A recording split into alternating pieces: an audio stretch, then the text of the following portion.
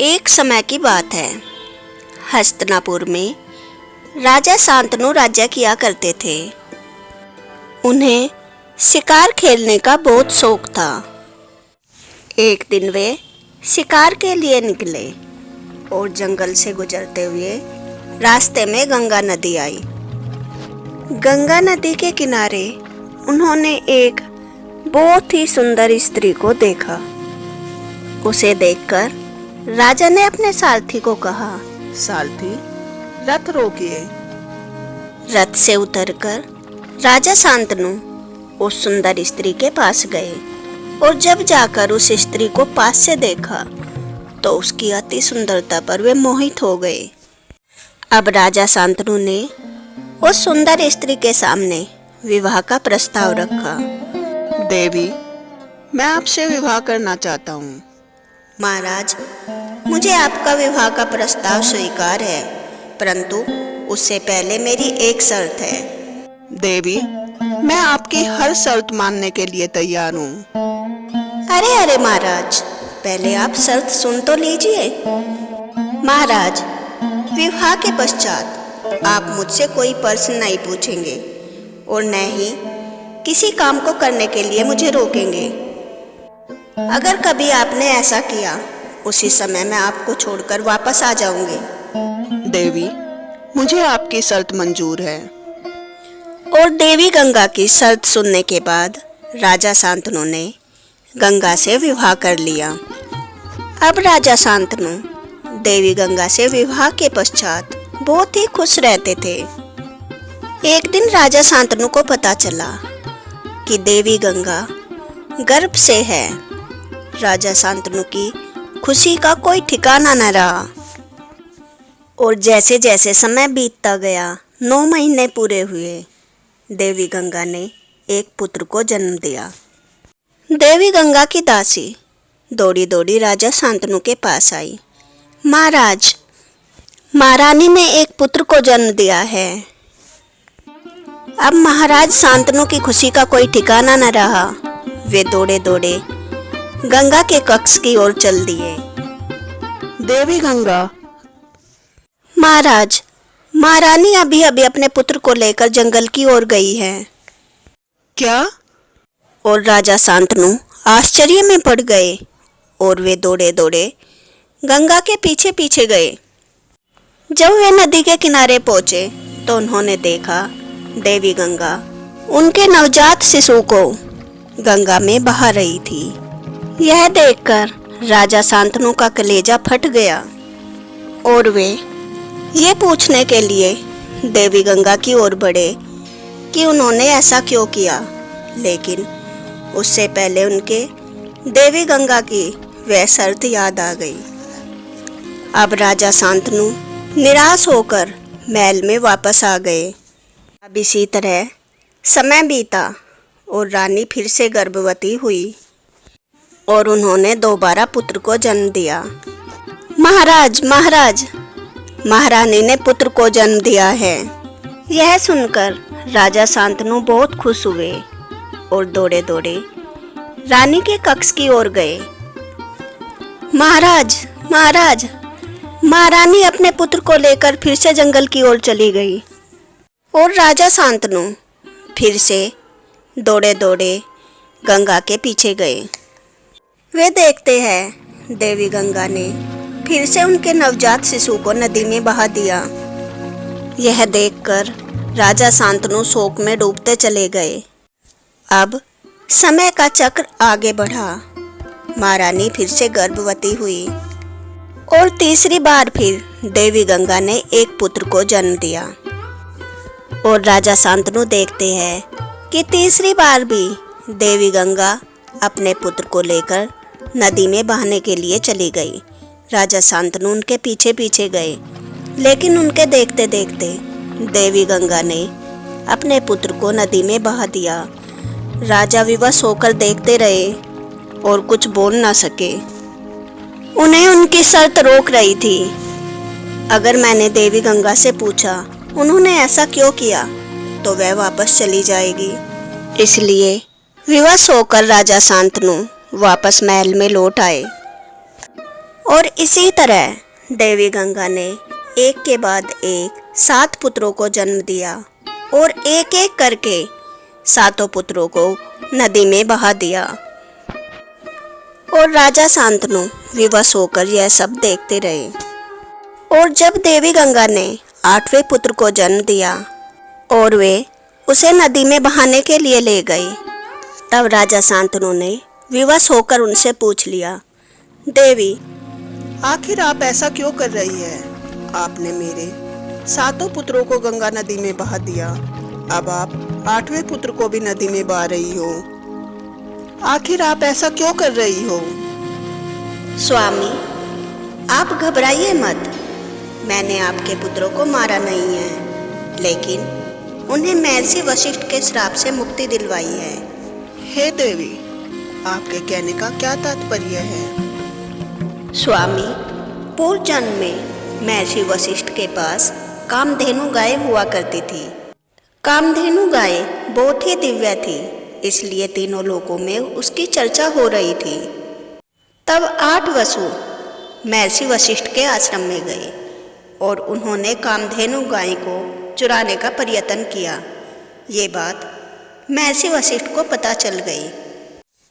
तब उन्होंने कहा, हे वसुओं, चोरी करने का काम तो मनुष्यों का है और आपने मनुष्यों की भांति यह अपराध किया है, इसलिए मैं आपको श्राप देता हूँ। आप सब अगले जन्म में मनुष्य बनोगे। हे ऋषिवर, हमें माफ कर दीजिए, हमसे जघन्य अपराध हुआ है। हम आपके शरण में हैं, इसलिए दया का पात्र है। हे ऋषिवर, हमें माफ कर दीजिए और इस श्राप से मुक्ति दिलाइए। मैं अपना श्राप वापस तो नहीं ले सकता, लेकिन हाँ, मनुष्य रूप में जन्म लेते ही तुम्हारी मुक्ति हो जाएगी। लेकिन हाँ, तुम में से एक को अपने पापों का प्रायश्चित करने के लिए पृथ्वी पर बहुत समय के लिए रुकना पड़ेगा। उसके पश्चात वे सभी वसु मेरे पास आए और मुझसे प्रार्थना करने लगे, हे गंगा मैया, हमें ऋषि वशिष्ठ ने ऐसा ऐसा श्राप दिया है। आप अगले जन्म में हमारी माँ होना स्वीकार कीजिए, जिससे आप हमें पृथ्वी लोक पर मनुष्य रूप से मुक्ति दिला सके। हे स्वामी, मैंने उन 8 वसुओं की विनती सुनकर उनकी माँ होना स्वीकार कर लिया। अब उन्होंने हमारे 8 पुत्रों के रूप में जन्म लिया, जिनमें से 7 को तो मैंने मुक्ति दिलवा दी, लेकिन ऋषि वशिष्ठ के श्राप के कारण ये 8वां वसु मुक्त नहीं हो सका। इसे लंबे समय तक यहीं रुकना होगा। परंतु स्वामी, अब मैं अपनी शर्त के मुताबिक वापस जा रही हूँ और अपने इस 8वें पुत्र को भी अपने साथ ले जा रही हूँ, परंतु समय आने पर मैं इसे आपको वापस कर दूंगी। और देखते देखते देवी गंगा अपने पुत्र के साथ गंगा नदी में विलीन हो गई। नहीं नहीं प्रिय, मुझे छोड़कर मत जाओ, वापस आ जाओ। और फिर बहुत ही भारी मन के साथ राजा शांतनु अपने महल में वापस आ गए। और समय बीतता गया। राजा शांतनु गंगा नदी के किनारे टहलने गए। तब वहां पर उन्होंने एक बालक को देखा, जिसने अपने तीरों से गंगा नदी के बहाव को रोक दिया। राजा शांतनु जल्दी से उसके पास गए। तुम कौन हो और ये तुमने क्या किया? गंगा नदी के बहाव को फिर से संचालित करो। नहीं, मैं ऐसा नहीं करूँगा। दोनों एक दूसरे को पहचानते नहीं थे और दोनों के बीच युद्ध की स्थिति पैदा हो गई। तभी वहाँ देवी गंगा प्रकट हुई। महाराज, ये आपका पुत्र देवव्रत है। इसने शास्त्र का ज्ञान ऋषि द्रोणाचार्य से प्राप्त किया है और शस्त्रों का ज्ञान ऋषि शुक्लाचार्य से प्राप्त किया है। अब मैं इसे आपको सौंपती हूँ। और यह कहकर गंगा माता जल में विलीन हो गई। और फिर राजा अपने पुत्र को लेकर महल वापस आ गए। और आगे चलकर यही देवव्रत अपनी प्रतिज्ञा के कारण भीष्म कहलाए। तो एक समय की बात है, रामपुर गांव में एक श्रीधर नाम का ब्राह्मण रहता था। श्रीधर बहुत ही आलसी था। उसके इस स्वभाव के कारण उसकी पत्नी भी उससे बहुत दुखी रहती थी। अरे लीलावती, कुछ भोजन लाओ और साथ में दूध गर्म करके लाओ। कहाँ से लाऊं मैं आपके लिए भोजन? घर का सारा राशन खत्म हो गया है और दूध भी नहीं है। अच्छा, तो चलो लाओ, मुझे पैसे दो, मैं दूध लेकर आता हूँ। अरे कहाँ से लाऊं पैसे? घर में एक फूटी कौड़ी भी नहीं है। ऐसे कैसे काम चलेगा? आप कोई काम क्यों नहीं कर लेते? इस तरह तो हम दोनों भूखे मर जाएंगे। अरे लीलावती, तुम क्यों चिंता करती हो? जो हमारे भाग्य में होगा हमें जरूर मिलेगा। बाके बिहारी जी हमें जरूर देंगे। ऐसा नहीं होता जी। अगर आप कर्म नहीं करोगे तो आपको फल भी नहीं मिलेगा। ऐसे बैठे बैठे बाके बिहारी भी आपको कुछ नहीं देंगे। भगवान भी उन्हीं की मदद करते हैं जो नित्य प्रति अपना काम ईमानदारी से करते हैं। और आप तो कुछ भगवान की भक्ति भी नहीं करते, कोई तपस्या नहीं करते, जो भगवान छप्पर पाड़ कर तुम्हें धन दे देंगे। अब श्रीधर के मन में अपनी पत्नी की बात बैठ जाती है और वह सारी रात सोचता रहता है।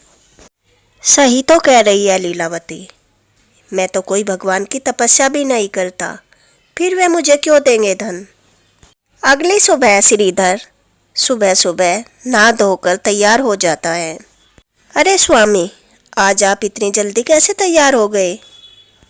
कुछ नहीं लीलावती, तुम्हारी बात मुझे अच्छी लगी, इसलिए मैं सुबह सुबह काम पर जा रहा हूँ। और श्रीधर तपस्या के लिए जंगल में चला गया और वहाँ जाकर बाके बिहारी की तपस्या करने लगा।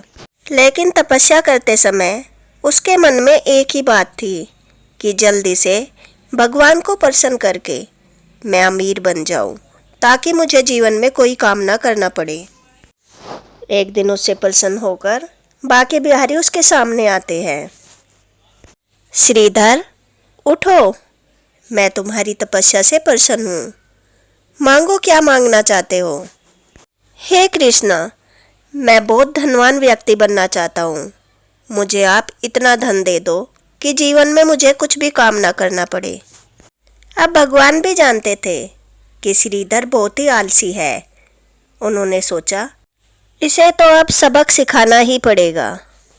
श्रीधर, मैं तुम्हारी यह मनोकामना जरूर पूर्ण करूँगा, लेकिन उसके लिए तुम्हें मेरा एक काम करना पड़ेगा। अरे फिर से मुझे कुछ काम करना पड़ेगा? और न चाहते हो ये भी श्रीधर भगवान से काम करने के लिए पूछता है।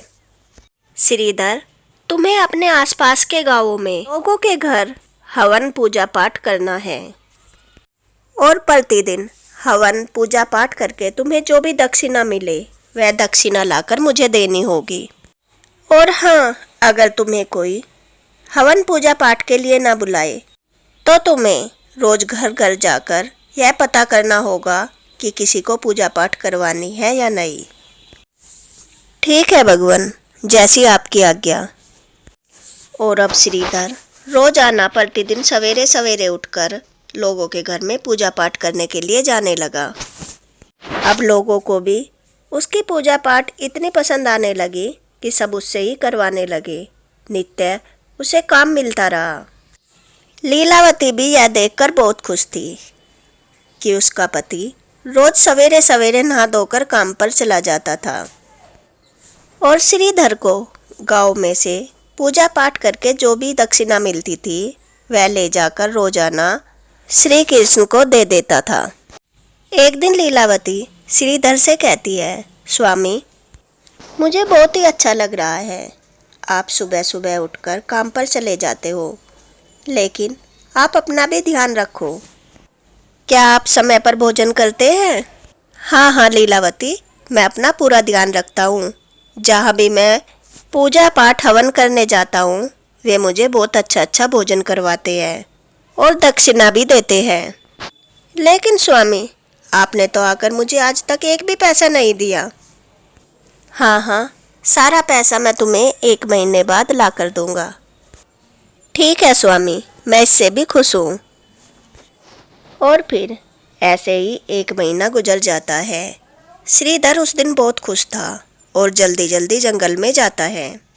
भगवान, आज मुझे 1 महीना पूरा हो गया। मैंने अपना वादा पूरा किया। रोजाना मैंने आपको दक्षिणा लाकर दे दी। अब आप मुझे बहुत सारा धन दे दीजिए, जिससे मैं बहुत ज़्यादा धनी बन जाऊं। श्रीधर, जाओ, उस पेड़ के नीचे बहुत सारा धन दबा है, उसे निकाल कर लाओ। श्रीधर उस पेड़ के नीचे खोदता है और उसमें से एक घड़ा निकलता है और वह घड़ा लेकर श्री कृष्ण के पास आता है।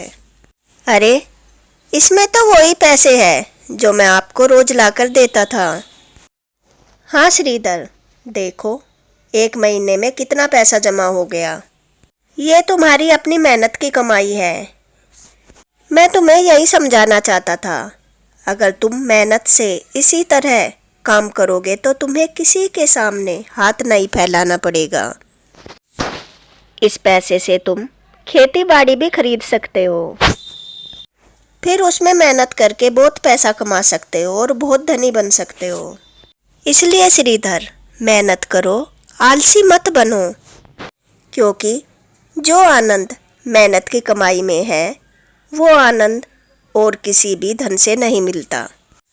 अब श्रीधर समझ गया था कि भगवान श्री कृष्ण ने उसे कैसे आलसी से कर्मठ बना दिया। उसकी आंखों से अश्रु बह रहे थे। वह भगवान श्री कृष्ण को धन्यवाद करता है और अपने घर आ जाता है और वो धन लाकर अपनी पत्नी को देता है। लीलावती भी वह धन पाकर बहुत खुश होती है।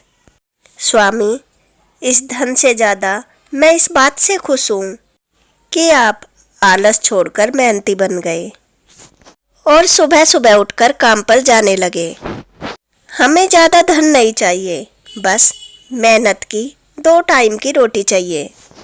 हम उसमें ही खुश रहेंगे। अब श्रीधर और उसकी पत्नी खुशी खुशी रहने लगते हैं। तो दोस्तों, अगर आपको यह कहानी अच्छी लगी हो तो वीडियो को लाइक करें और ऐसी ही नई नई कहानियाँ सुनने के लिए मेरे चैनल को सब्सक्राइब करें। Thanks for watching. Radhe Radhe.